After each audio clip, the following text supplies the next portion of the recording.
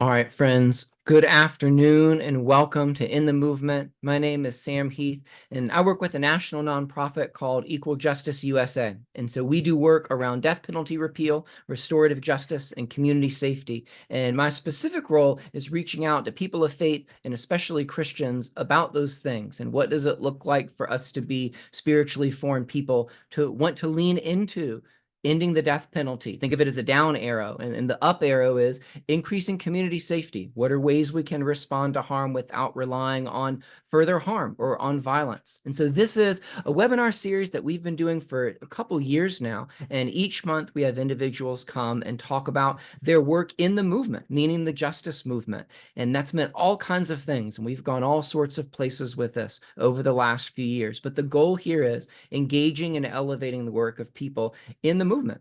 So we'll talk about all sorts of things under the heading of the criminal legal system. Mass incarceration often comes up. And one important piece with that is when we talk about mass incarceration, this will really relate to how we get to talking about living restoratively, is it's important to think about mass incarceration as a symptom of something else. Mass incarceration is a problem, but it's a reflection of something else that's underneath other things. And often what those other things are we as a society have a fear-based response. When harm happens, violence or crime, often our knee-jerk reaction is one of fear. Now it's masked with violence and control, but those are often secondary actions and emotions to the fear that's underneath. And so we want to name that, what that fear is, and especially for those of us who are here who are Christians, as we think about the most repeated command in Scripture being, do not fear, it's really relevant to the way that we live. And so we're called to live in a fearless way. And we want to think about what that looks like. And the Evangelical Network at EJUSA does that, and EJUSA as a whole. Part of that begins with looking at what are those root causes of violence and what's actually leading someone to do that. Rather than asking what law was broken and what's the punishment, we want to have the posture of what happened, who did it involve, and what was the solution, or what does healing look like for all that are involved. So I gave just a mini summary right then of really what we're looking at. And today's topic is we're thinking about restorative justice. And so we have here with us today Lindsey Pointer, and we'll talk a good bit, but Lindsey, if you can give just a brief intro of yourself of a couple sentences, and then we'll give some more context to our discussion and then really dig into restorative justice and some of your work. But thanks for being here. Thank you so much for having me. I've been really looking forward to this conversation, and it's been, yeah, just such a pleasure getting to meet you, Sam, and getting to connect. So looking forward to this. Um, so I work now for Vermont Law in graduate school. I'm on the faculty there and teach in our restorative justice master's and professional certificate programs. And then most of my role is with our National Center on Restorative Justice, which is a Bureau of Justice Assistance project that is focused on restorative justice education, training, and research. And I'm also a mom. I have 2 young kids. I'm an author. I've written a few books about restorative justice, and I did great part of the restorative justice movement and all the great work that's done. Great. Lindsey, thank you. Yeah, we'll talk about those things. I'm really excited to talk about the books and then the upcoming book that I saw, and would love for you to give some time and attention to that as well. A couple logistical things. We're recording this. There are people who register and want and expect, which is great, a recording. Some of you may need to leave early, so we'll email this both as a YouTube link and a Spotify podcast link, likely later this afternoon. Anything that Lindsey and I mentioned, any link or book or website or anything that we put in the chat or talk about, I'll make sure to have in the notes, and I'll send you those notes as well. If you're registered for this, you'll get the notes and the links to all the things. So no worries about having to capture all of those as you're listening. Just tune in and listen. We'll save about 10 to 15 minutes at the end for questions. You all are free to put those in the Q&A feature at the bottom, or you can put those in the chat, and we'll make sure to come back to those and talk about those things at the end. But a couple statistics and pieces just to ground us in what we're talking about and where we're beginning of what's the default. It wasn't necessarily always this way. And as we look at other cultures, it wasn't that way as well, meaning the way that we respond to violence, harm, or crime here. I told you a lot of it's fear-based. A lot of that's grown our system, the criminal legal system, to this massive thing. And there are lots of ways that we can measure that. And we talk often here about ways of doing that. I mean, one way is looking at Who does that encapsulate? Just under 2 million people are within our criminal legal system right now. It ends up being about 1 out of 100 people at any given point are locked up, but that's not counting the 3.7 million who are on probation or parole. There's about 5,000 jails or prisons within our country, not counting the 1,300 juvenile detention centers that are there. There are other ways we can talk about this. We can talk about the impact it has on kids. About 1 in 50 kids has a parent who's in jail. Our incarceration rate here within our country is the highest in the world. In the state where I live, which is in Virginia, our incarceration rate, unfortunately, is higher even than our country as a whole. We give about $1 billion or so to policing within any given year. And if we think about something like the death penalty, we've done some deep dives into that. It's in a way kind of the ultimate response to harm, ending someone's life. About 23 states, not about, exactly 23 states have ended the death penalty, but we still have it in 27 states within the military and at the federal level. There's a lot that we could talk about with that. A lot of people hold on to the death penalty as a way of responding to harm. But again, we're going to talk about what does it look like and why would we want to cultivate a posture of responding to harm with a reaction of healing. We want to think about that, especially with, maybe this is the last statistic, 95% of people in prison are coming out. They're going to be our neighbors, might already be our neighbors. It might include some of us on this call. So we're talking about individuals that need care, want to be able to care for others, and we want to create a culture as a whole that isn't just looking only at crime, but harm as a whole, as we think about what does it look like to respond to it. And people all throughout history have done that. And the restorative justice movement within this country is just one link in a chain of a much broader movement, largely rooted in indigenous practices across the world about thinking about that. What does it look like to restore? So I want to talk about what that is, what it looks like, and also think about what does it mean to live restoratively in our everyday life. There's a restorative justice diversion project we can talk about that as an example, but there's also how do I live restoratively within my household? And Lindsey's written a really great children's book that, Lindsey, I probably reference once a week that we'll talk about, called Wally and Freya, that introduces kids to this idea, because this is something that can take place, meaning restorative justice, within our homes, within our businesses, within schools, all sorts of places. So I think, Lindsey, let's start here. If you had to define restorative justice, and I know you have an article on it because I read it, but if you had to shorten it, how would you introduce someone to what that is as a whole? Sure. Yeah. Always a good place to start. And you've already offered such a beautiful definition of some of what is key to this work I in spoiled it too. I'm sorry. introduction. I got It's excited. wonderful. No, but so just to build on what you've already said, I think it's important to understand that it's both a collection of specific practices, right? Like things that we can do in the wake of significant harm, whether that's a crime or harm in personal life, as well as more proactive practices such as Circle for building connected community. So it is that collection of practices and kind of tools that we can lean on, but perhaps more importantly is that paradigm shift component of what restorative justice is that you've spoken about already so beautifully of, rather than going right to that space of fear and of what is the violation of the rule or a law and what is the punishment, and that way of responding from that kind of fear-based response, which is very human and natural, of course, but ends up causing more harm and has that kind of retributive effect and those ripples of harm. You mentioned, how many children have a parent who's incarcerated. So stopping that impulse and instead taking a pause and responding with that compassionate curiosity to understand, how can we build a more connected and caring community? How can we meet the needs that are at the root of the behavior?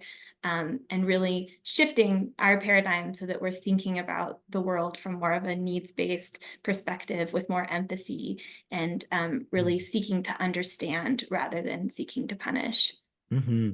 I really appreciate, also because I love alliteration, the 2 P's of restorative justice. It involves practices and it involves a paradigm as well. I mean, it's a whole upending of our worldview, though it's not a new one. That's what's No. beautiful. It's in places, it's within scripture, it's in other cultures, all of that.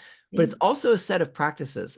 Say a little bit of that. What are some of these practices in that formal space of RJ work? What does that look like? Sure, yeah. And yeah, absolutely not new, but for those of us who are kind of deeply entrenched in that punitive paradigm, it can feel new. has roots in so many, both religious and indigenous traditions around the world. Um, so yeah, so to give an example, my first job in the restorative justice field was with the restorative justice program in Colorado that operated as a diversion program. In this case, diversion programs, they'll accept cases from a lot of different places. Sometimes it's directly from the community, so the case would come right from community into restorative justice. In our case, we had a lot of referrals from police. So police would have a point of contact and then say, this person, they're taking responsibility. They're not saying, no, I didn't do it. And it's something that both the harmed person or victim and responsible person, or what's often called offender, although we avoid that language because of the kind of stigmatizing impact, are interested in. And it can also, we could also get referrals from judges, from prosecutors. And so the case then goes to a restorative justice program, and what you end up doing is arranging a conversation. Usually, this doesn't always have to be a face-to-face conversation, but that's kind of the most common structure. So you're having pre-conference conversations with each person first to make sure that everyone feels ready, feels prepared, has their questions answered, that there's that trust built with the facilitators. And then you're bringing people together to really walk through those key restorative questions of what happened. Let's hear the story from everyone's perspective, including what are some of the underlying needs that led up to this incident of harm. Who's been affected, what have the impacts been, and what are their needs now? And then what can be done to repair the harm to the extent possible.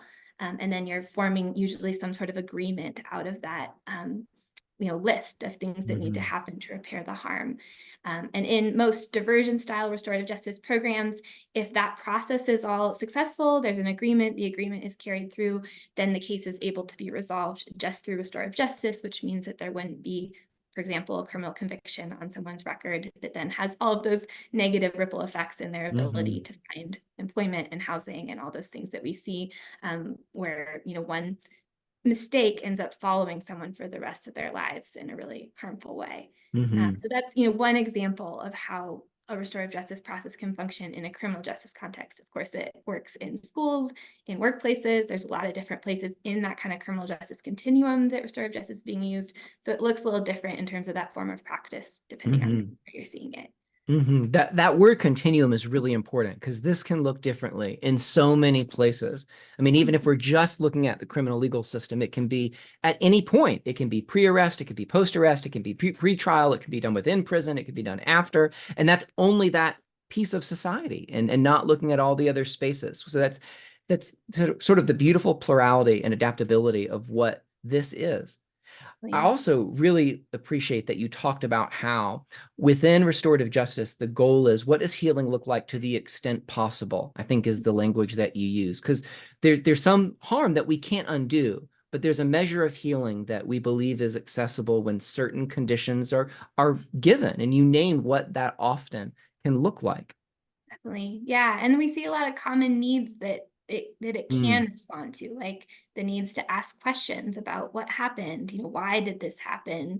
The need to have a sense of safety and community be reestablished, the need to have your impacts and how you've been impacted by this heard and acknowledged and validated by the community. So a lot of those common needs can be met, even if, of course, I think sometimes people almost have a resistance to that word restorative, because of course you can't ever restore things to the point they were before this incident of harm happened.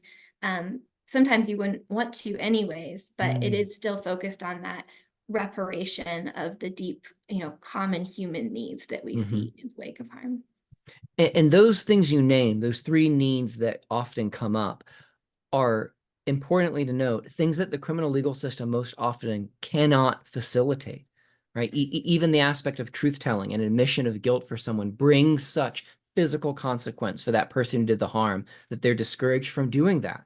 And so an alternate system, an alternate paradigm has to come to be able to do that. And that's what this is. And the language is different too. You even talked about the language of offender, and sometimes even the language of victim is replaced with other things. Person who was harmed, person who did the harm. There's lots of other ways and non-stigmatizing ways to refer to it.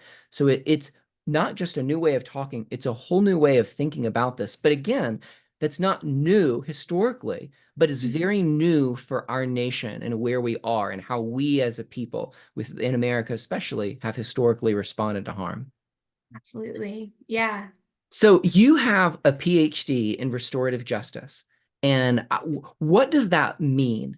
Because often someone say, "Now I have a PhD in neurobiology." I think people have a preconceived notion of what that means and what that work could look like. But what does it mean that you have a PhD in restorative justice? And Yeah. and can you talk about Chris Marshall some, our mutual friend? Definitely talk I about want to Chris. I want to give him a shout Absolutely. out too in his work as Yeah. well. Absolutely. Yeah. So I did my PhD program at Victoria University in Wellington in New Zealand. Chris Marshall was one of my two supervisors. And I couldn't be more grateful for Chris if I tried. He is just an incredible human being. I'll say more about Chris, but first just to say, it's, the system for doing your PhD in New Zealand is kind of more similar to the UK model, where it's a lot of focus on your dissertation and doing independent research into your dissertation. And so it was a really great place to focus specifically on restorative justice, because I was able to take a deep dive into a topic I was interested in, which was, in my case, looking at restorative justice through the lens of ritual theory. Um, and so, it was a lot of just independent research, working really closely with Chris, doing, interviews and different work in the community.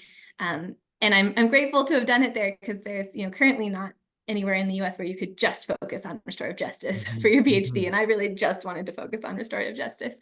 But Chris is, a large part of his research and work and writing has been on looking at restorative justice related to biblical justice. And I just couldn't, I think you've read a few of his books at this mhm, point, and I mean, he's brilliant, right? It's just mhm, incredible how he writes and speaks just so beautifully about kind of the deep, like moral and spiritual importance of this work and how it ties to just a broader worldview. And when you meet Chris, as I'm sure you would say as well, Sam, it just kind of seeps through who he is as a person. And mhm, so we obviously were moving to New Zealand from the US.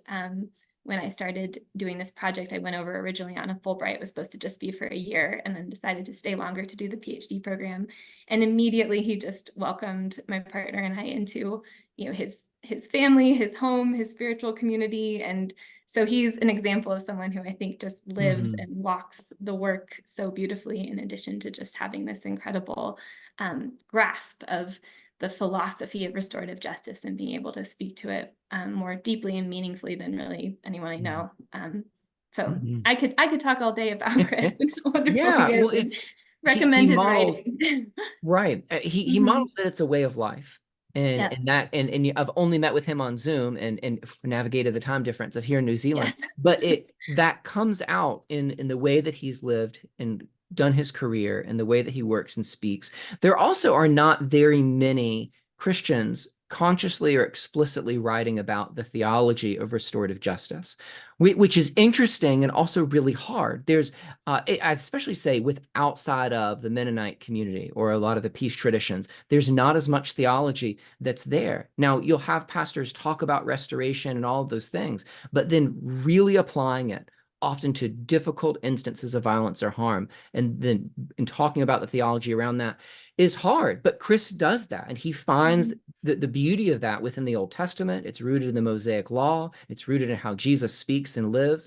It's all throughout Scripture and is really an easy thing to see, but it doesn't come up in Christian circles as often as one would think, for as much it's tied to even what the gospel is, period, this act of restoration. Yeah. Yeah. It's interesting that it doesn't, because, changing lenses often gets, the recognition it deserves, as one of the, the earlier, um, kind of conceptualizing of the theory Hmm. around restorative justice, by Howard Zehr, kind of earlier again in this like new wave of implementing it in US criminal legal contexts, Hmm. um, and US and elsewhere.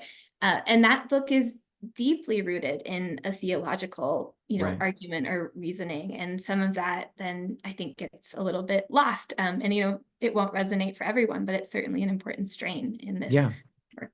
So, Yeah, I think it's part of the beauty of restorative justice and evidence of common grace that it is not something that Christians need to or have to or have owned and must do always and only, even in an explicitly Christian manner. There's Mhm. beauty in restorative processes in all sorts of places and spaces, with other faiths, with no faith, in all sorts of places. But there are beautifully unique things that Christian theology brings to it. Well, one piece I want to ask about, because I know this is a much discussed topic within restorative justice, is and Christian pastors talk about forgiveness often, but what role can and does forgiveness play in a more typical restorative justice process? Because if you speak about harm, often in explicitly Christian circles, there's talk about forgiveness, but not always within restorative justice. Why is that, and what role can or should forgiveness play? Yeah. Yeah, I think oftentimes the resistance to centering forgiveness is because we don't want it to seem as though it's required or Mm. necessarily always an outcome of restorative justice processes. Um, but I do think there's a little bit of a tendency, just because of the all the statistics that you laid out at the beginning showed this just giant concern that we have of the way in which people who have committed a crime are then treated, how that ripples out through their families, what that means for us as a society. And there, I think we certainly highlight the benefit that restorative justice has for someone who has caused harm or has committed a crime. Um, and we do also certainly highlight the benefit that it has for people who have experienced harm, who have been a victim of a crime. um, but I think sometimes that can get a little lost. And it is because through the kind of just structure of the process and working through those questions where you're getting to understand the full story of what happened, you're getting to have your questions answered, you're getting to understand this person who caused the harm to you as a full person outside of this one incident, and just understand that natural human complexity that kind of rounds them out. And getting some meaningful accountability and generally remorse from that person, it Hmm. does walk someone who is participating in a restorative justice process, as the person who's experienced harm, through a pretty natural arc of emotional experience that can lead to forgiveness. And forgiveness is a positive thing. Like when you have the experience of actually forgiving someone in your life, it's helpful for them, but it's also helpful for you, right? Like you can Hmm. feel that kind of Hmm. weight of something. And that's Yeah. going to have its own timeline, and it's going to be different in every situation and for each person. Hmm. But I think that's one of the things that is of benefit about restorative justice, is it helps create that those ingredients, or that kind of structured experience that can lead to Hmm. genuine forgiveness, which can be of great benefit to Hmm. people who have experienced significant harm. And we don't, to your point earlier, if you think about kind of more conventional criminal legal approaches, we are not designing for that experience that Right. can be really deeply healing and helpful to people Right. with this harm. A friend and colleague of mine, Lisa Sharon Harper, and I think it was in her book Fortune, talks a lot about forgiveness in the context for her of historical reparations and racism and that within her family. But she talks about forgiveness is a power exchange as well, and the way that we can think about it. And you talked about a weight being lifted, and part of that is a recognition of the effect of someone or that person having power over you, and then releasing that. But it's so important that you point out that forgiveness is not something required in restorative justice. And sometimes it's not something that comes up, and maybe often it doesn't. And that might be an issue or a matter of time as well. I think about Reverend Sharon Risher, and I heard her share this story in person a couple years ago. Her mom was one of the individuals in Charleston in 2015 who was shot and killed by Dylan Roof. And Reverend Sharon talked about how for years she was unable to get to a place of forgiveness. And it took her many years and a lot of sanctification to get to a place of being able to do that. And if she'd been put in a restorative process early on, it wouldn't have ended with forgiveness likely. But she talks about when that came, just what you said, it was a weight gone, it was a release, all of that. But the piece that struck me was her saying it took years. And she was a faithful Christian and loved Jesus all through that. But it took her years to get to a place of that. And so to require that of her would have been, for those years, asking too much of her. And so Yeah. restorative justice, so much of it is about what are those needs of individuals often in that moment, and what is it that they're capable of, and giving conditions for that. Yeah. And these things aren't always linear too. Like someone might have a Yeah. moment of feeling some deep, sense of forgiveness and then Mm, anger in another moment. It's so yeah, I like what you said, Sam, about like meeting people where they are, the needs that they're having at a moment, and being hmm able to have the flexibility and process to be responsive to those needs. hmm Danielle Sered in her book Calming Justice, she gives or Until We Reckon. She's Wonderful. that works for Calming Justice and began that. But in the book Until We Reckon, she gives a lot of examples of what restorative justice can look like. And the thing that's beautiful about that is as you're talking about, it meets needs, which means it has to be nuanced, right? Harm is never one thing, and the impact of it. I mean, we've talked on in the movement before about definitions of trauma, and trauma in a large sense is really subjective. In the sense, you and I could both experience a car wreck, and I walk away fine, and you walk away with PTSD for 10 years. And that trauma often depends on how we experience a common event, and so much of that is can be up and down, as you said, non-linear. But restorative justice gives the ability to nuance things in that moment to help bring about that person's healing, again, which the criminal legal system often is not able to do, and it's bound so much by law. Right. What, Yeah. Lindsey, let's talk about this. So let's move into what does it look like in our everyday lives? I mean, you reference Chris Marshall and others who are living restoratively in all kinds of places. And I also reference Wally and Freya. But can you talk about first that book, and that'll kind of be our pivot into what does it look like to live restoratively, maybe when an explicit law hasn't been broken? Yeah, absolutely. Yeah, and I think in some ways it can be like the more challenging area of application, right? Is in our Yeah. lives because conflict and harm is it's messy and complicated in our lives. And you're dealing with relationships over years and years, and there's all these other factors. So but I do think it is important, and I feel like that's one of the threads in the restorative justice movement that feels really strong right now is people really seeing it as a way of life and bringing it into all areas, bringing it into families, bringing it into workplaces, bringing it into spiritual communities. Um, and so Wally and Freya, when I wrote that book, I think that children's books and like children's media in general is kind of brilliant because you can deal with these really big human issues. Like you can tackle something huge, but in a really small package. Like it's about Mm, finding little ways of capturing stories that then speak to really broad universal themes. And the other great thing about children's books is that parents read them to kids, and so you're reaching this right. kind of broader audience of families. And so in Wally and Freya, I won't give away the plot, but there is, a group of woodland creatures that go to school together. They're little friends. And there's one who is kind of seen as the bully. He's, repeatedly causing harm to the other kids. And, he does this one thing that causes a lot of harm. And instead of, striking back or expelling him from the community in some way, there's this really brave moment where one of his friends who's been most harmed decides to not strike back and instead to respond to him with curiosity and with compassion and to ask him what's going on.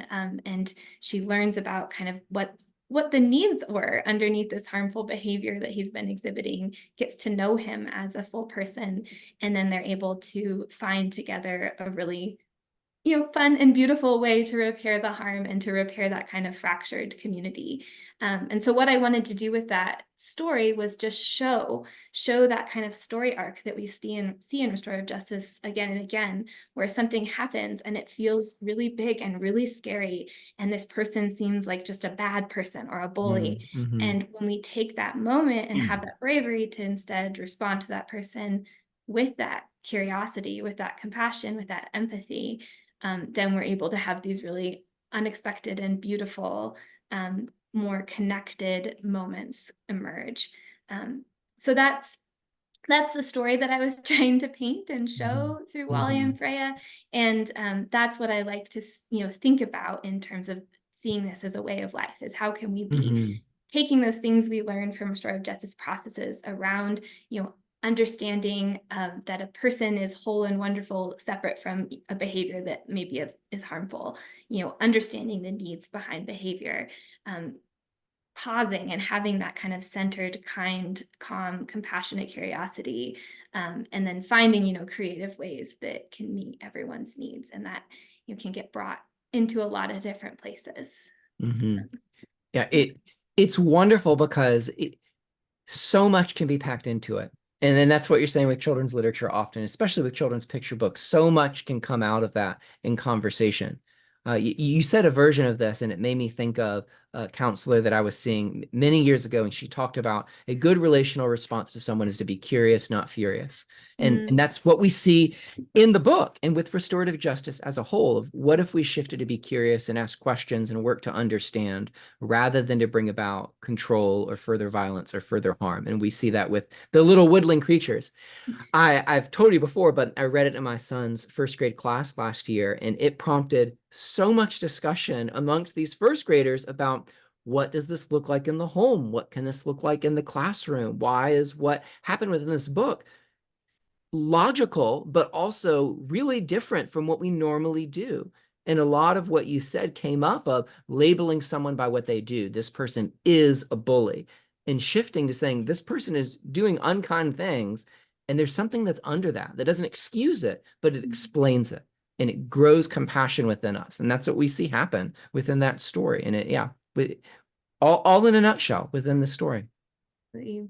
And it's interesting how early we start with some of these kind of more adversarial or punitive narratives. Mm, The kind of villains and heroes, good guys, bad guys thing, that's a yeah, central narrative to a lot of stories that we yeah, share with our kids. yeah. And it takes then a lot of rewiring in your brain if you want to move past that, if you want Mhm, to stop thinking about it as villains and heroes or good guys and bad guys, and instead, think about, what was the need at the root of this harmful behavior? How can we respond in a really compassionate way that's actually going to, make us a more connected and caring community rather than just pushing that person that we're seeing mhm. as the bully or as the bad guy or whatever out of the community, which we know then we'll just have additional ripples of harm.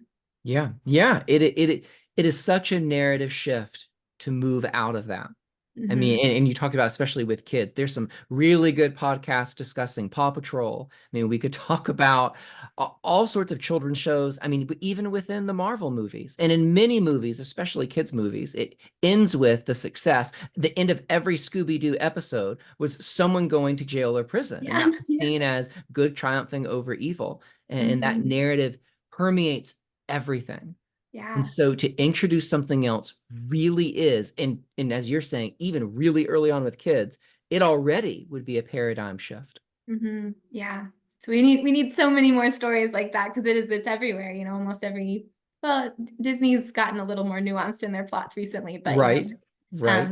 there's a lot of stories that are reinforcing that sort Yeah. of adversarial punitive paradigm. So I'm about to start reading Little Women with my 9-year-old daughter, and I'm very mhm. excited about it. But one of the things that I love the most about that story is it doesn't have a villain, right? There's Yeah. not an explicit person or entity that these individuals are fighting against, because what they're really doing is these four sisters are working against tendency for sin and harm within themselves, and they're growing. And that's true of all of us, all of our lives.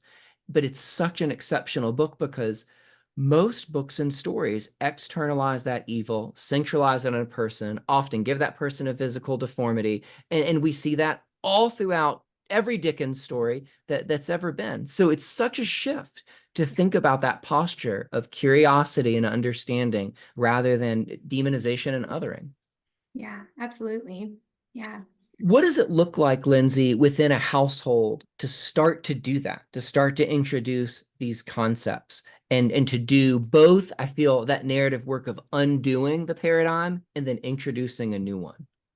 Yeah. Um, well, like I said, I feel like the home front is like the biggest challenge area. So not Yeah. to say that, but what feels important about this to me is I love what you said about curious, not furious. I'm going to use that. It's difficult, especially as a parent, right? Because the stakes feel so high. So when your child is doing a behavior that is causing harm, it's extra scary because you have this responsibility to helping them, um, become caring, compassionate people in the world. And so that fear response can really turn into fury pretty easily. And Mm-hmm. I feel that, tension every day.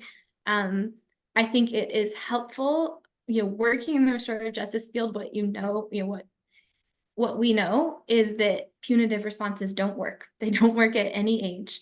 Mm-hmm. They just degrade the sense of trust and connection. And trust and connection is what we all need to thrive. And so, it looks a lot like prioritizing relationships and making sure that you're making the time to build deep relationships in family. It looks a lot like developing vocabulary for Mm-hmm. talking about emotions and taking the time to help our children regulate so that they're in a calm enough space to identify and talk about their emotions when something difficult happens.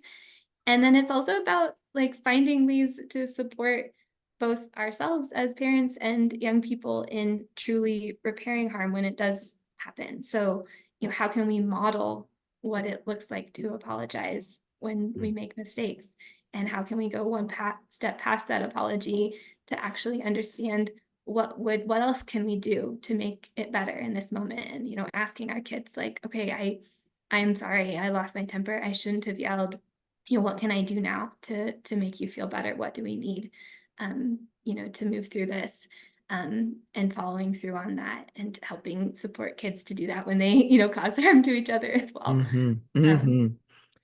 I was it's listening to a parenting podcast yesterday, and they were talking about, they said something like, we have a list of 25 things that would be helpful for rethinking parenting within your home. And the mm, first one they said was model, model, model, model, model. And mm, they said it many more times than that, emphasizing just what you are, that so much of this we as parents have to do ourselves. And apologizing to kids is really hard. And we're told it's us giving away or ceding our authority, when in actuality we're showing them what it is we want them to do and what is necessary to live within a community. Communities cannot thrive without ultimately some kind of forgiveness, but also someone asking for that and bringing before them what they have done. And for a parent to do that is in a positive, humiliating in a positive way, in the sense that it's bringing humility and requires that. And it's so formative and so hard. And I think you are right, so much so, in saying that parenting is often the last frontier and the most difficult one to think about living restoratively, because it requires us as parents to come beside our kids in that journey. And it also requires a degree of healing and restoration within us that we then parent out of that wellspring. And that's so often the work that we don't do or we weren't taught to do. really, yeah, trying to find that place of like emotional regulation in yourself can be so hard when you're, Yeah. yeah, hitting against all sorts of your own patterns. And then it's difficult, one of the tools that I like to think about for parenting that the first version of this in the restorative justice field was called the social discipline window. And then there's been different adaptations, but what it speaks to is that if you're doing a restorative approach, you both need to have really high support, and Mm. kind of all those relational pieces of really listening and supporting someone, and also high expectations of behavior. So it's not moving into this permissive space where everything Mm-hmm. goes, anything goes. That's also not supportive of anyone. Um, it's holding both high expectation of behavior and having boundaries as a family, but doing so in a really caring and supportive way.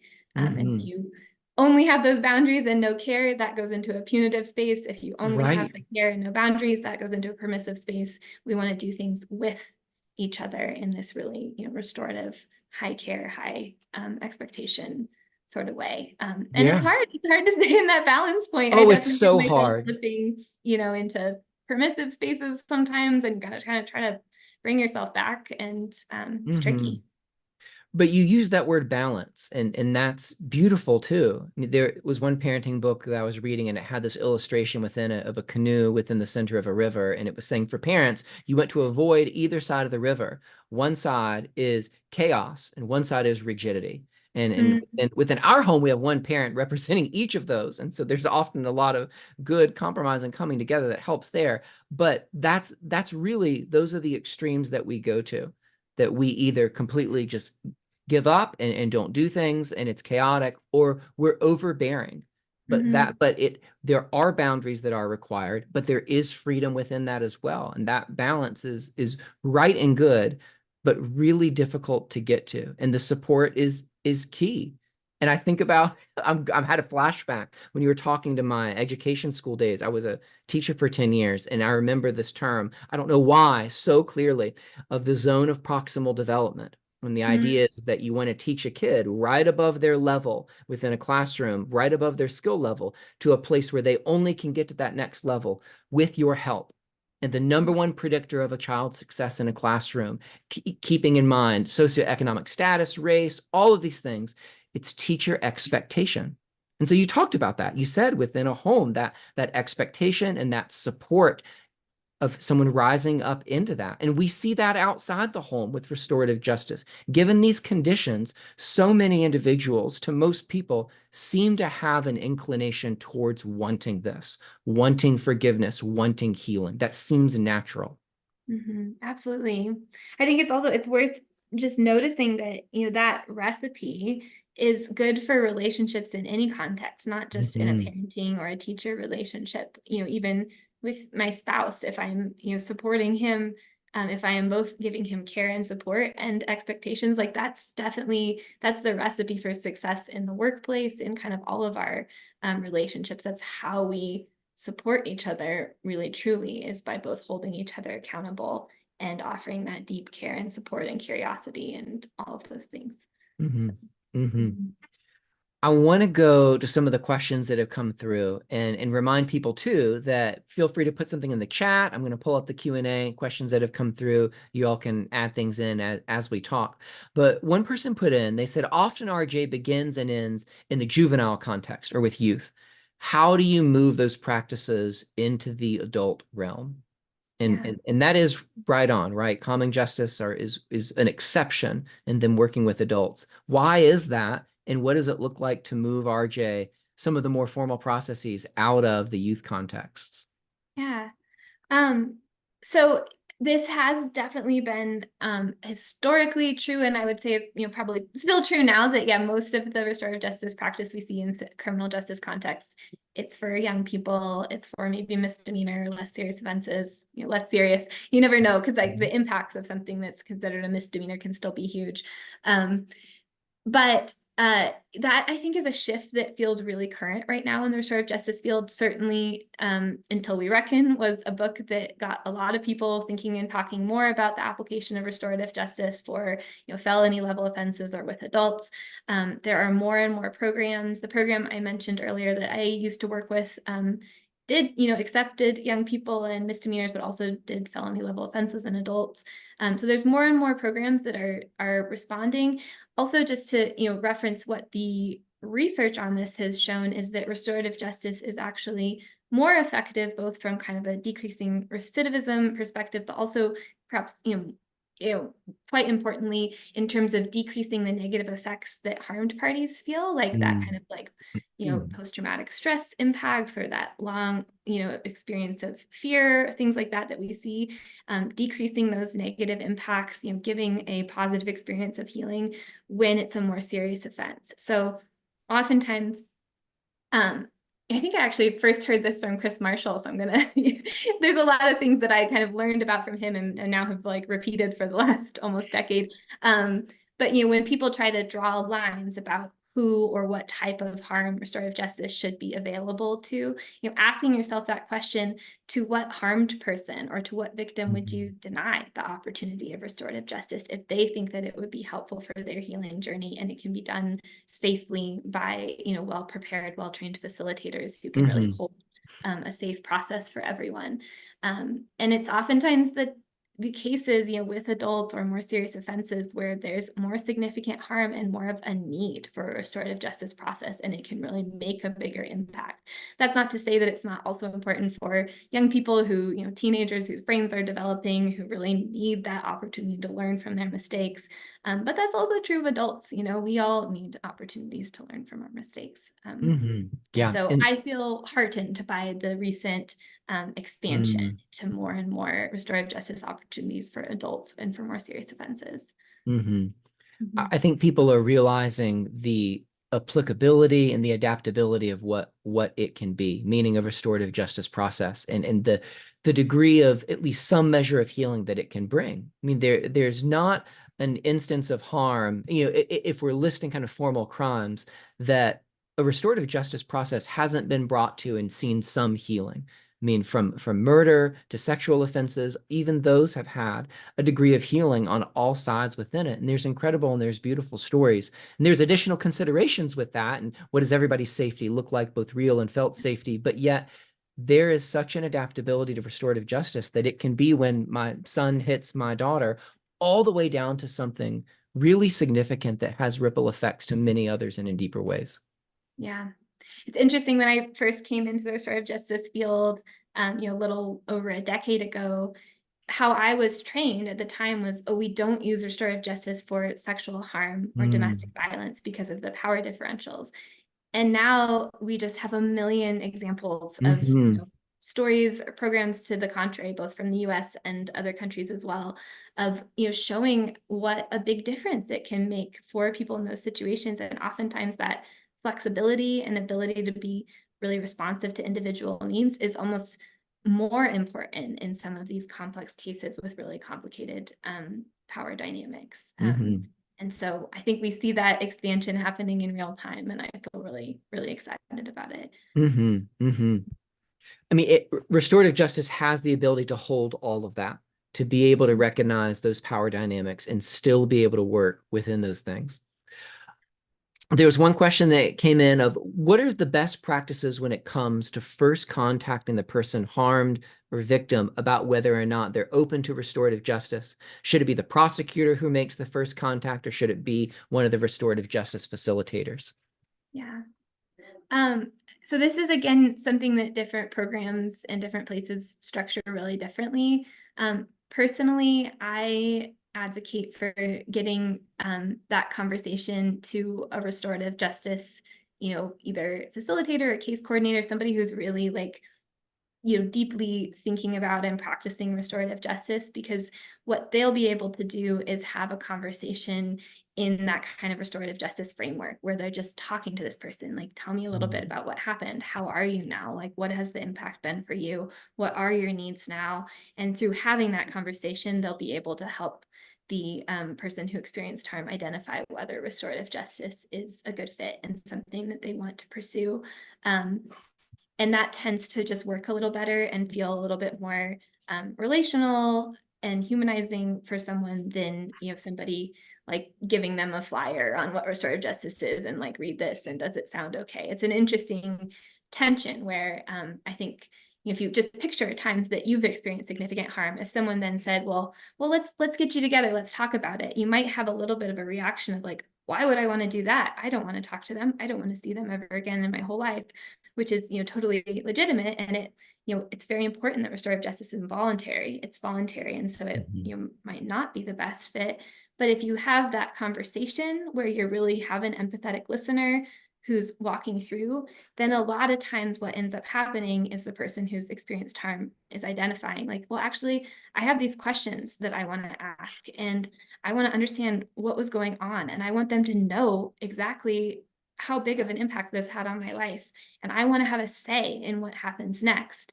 And those are all needs that we can respond to with the restorative Mm-hmm. justice process. So if you take the time to have, that's a skillful conversation. People, train and practice and work to be able to have that sort of restorative conversation with someone. So Mm-hmm. getting it to someone who can have that sort of engagement as quickly as possible, I think, is really helpful and helps, avoid also the possibility of additional harm being Mm-hmm. caused through something, uh, being treated in kind of a sterile way, I guess. Mm-hmm. Mm-hmm. Yeah.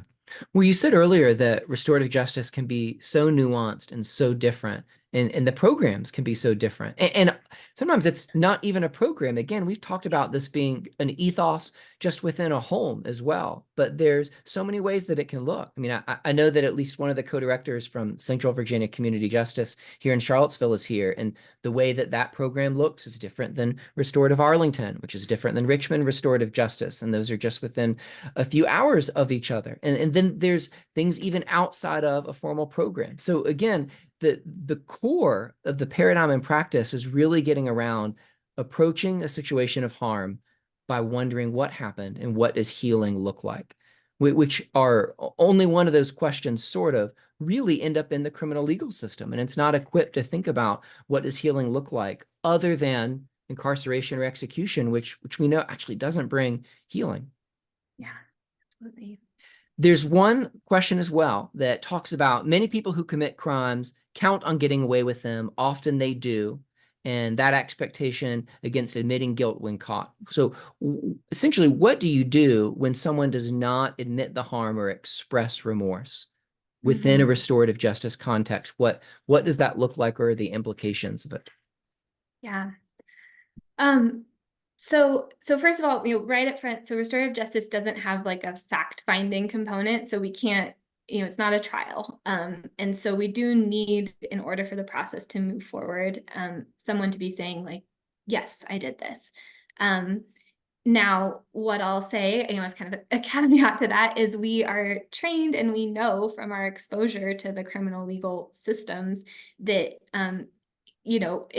you are encouraged to deny responsibility up front. And so sometimes there's a conversation that needs to happen there where it's not, maybe someone does want to take responsibility and they do want to go through this process, but they're scared. They're scared about the outcomes. So if you introduce that restorative justice could be an option, that there'd be a way for them to take responsibility and go through this process of making repair and what that would look like, that can then give them the ability to release some of that fear enough to then be able to take responsibility. Now, you also do have the experience sometimes where someone takes responsibility, but they're not showing a lot of remorse. And with that, you want to have skilled facilitators who are going to do those preparation conversations and make sure that they're not going to show up in a process in a way that causes additional harm. We want to make sure that we're not causing additional harm with restorative justice processes. But at the same time, there's an extent to which the process should be allowed to do its work. And a lot of its work is around building empathy and understanding. And so someone who's not showing up with a ton of remorse up front, but is taking responsibility, will then have the opportunity to sit down and hear about how their actions have impacted people. And oftentimes that turns into remorse, and that gives them a chance to really understand the impact of what's been done and to have this genuine desire to make repairs. But again, that's a case-by-case sort of situation where facilitators need to be doing that really careful, sometimes lengthy prep work to make sure that people are in a good space to come together. As we start to move towards wrapping up, I want to ask for some suggestions. And I see also a question in there that's asking some things about scripture and restorative justice. And I think my question might get at that. If someone wants to really begin to dive into restorative justice, what are some places or books, both explicitly Christian and also not, that people can look at to really begin to think through this? I know you referenced Chris Marshall, and not that you have to recommend this. The first thing I read from him was Beyond Retribution. And he goes through and thinks about justice, crime, and punishment. This was footnoted in another book, and I stumbled on it and reached out to him, and he responded. And as you said, he's a wonderful and kind man. He's meditated a lot on what does scripture have to say about restoration, and that has helped and challenged me in a lot of places. But where would you direct some people to continue to think through a lot of what you've talked through? Yeah. So absolutely, that was going to be one of the books I would recommend. And Chris has also been prolific over the course of his career. And so really anything that he's written is excellent and would be great for this scripture specific question as well. For learning about restorative justice kind of more broadly, I do highly recommend the Little Book series, the Little Books of Justice and Peace Building. Chris also has a book in the Little Book series, which is outstanding. It's an excellent read. The Little Book of Restorative Justice by Howard Zare is a good place to start for just understanding kind of the philosophy and that paradigm shift more deeply. And then really all of them are excellent. Like they're quick reads, really accessible, and just, Barb Taves, who's the editor of that series now, she just does an incredible job of finding topics that really speak to kind of where the movement is and where it's growing. And Mm, it paints a really beautiful picture when you take that series as a whole of what's happening in the restorative justice field. So highly recommend those.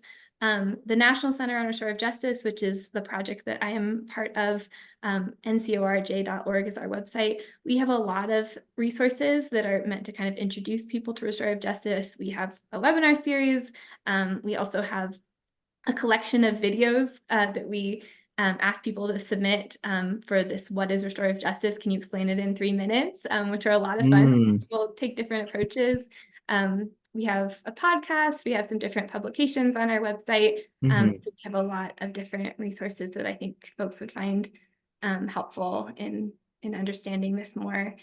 We also have, as a collaboration with the National Association of Community and Restorative Justice, we have a map of restorative justice programs in the US. So if you want to see what type of work is happening in your state, for example, or in your area, that's a great place to go. mhm. And if you're aware of a restorative justice program that isn't on the map yet, help us get them on the map, because that's something we launched about a year ago and are still Great. populating with more programs. Great. All right. I'll have all of these in the notes, but I want to point out a couple things. One, your upcoming book, I think it's September 3rd, The Little Book of Restorative Tools for Online Learning, the book that you've had out, Little Book of Online Restorative Teaching Tools. There's a training that's coming in October. I'm going to send a link to that. You reference restorative teaching tools, and then your site I also put in there, because you didn't say that, Lindsey. You got to make sure to Yeah, point thank people you. to your site. It's That's true. I great. And have some things on my site too. it's incredibly helpful as well. So I'll send some more titles in the notes, but I wanted people to for sure see those. And I'll also point people to two other things. Our Facebook page for the Evangelical Network, look at that, follow that. Lots of resources and announcements there. And then next month, we're continuing to think about justice and specifically looking at the death penalty. So Adam Luck is coming on September 18th to talk about his story. The registration link is there. He was the chair of the Pardon and Parole Board within Oklahoma and was there for 5 death penalty cases and voted for clemency in all of those, including that of Julius Jones, and was eventually asked to step down from the board because of his position on the death penalty that changed while he was on the board. So Adam has a really incredible story of how he grew to think differently about the system, the death penalty, and how he calls now for restorative justice. So that's where we'll be next time. Lindsey, I'm so grateful for your work. It was so fun to meet you at the conference in person, and love referencing your book with our kids. If I do another read aloud with another grade, I'll be sure to do it. But thank you for coming today, for your time and for your work and walking through so much of this with us. Thank you so much. And thank you for all of your amazing work in this field. Really appreciate it. Absolutely. Everybody, thank you so much for coming, and we'll send the recording and some notes and resources soon. Thanks, everybody.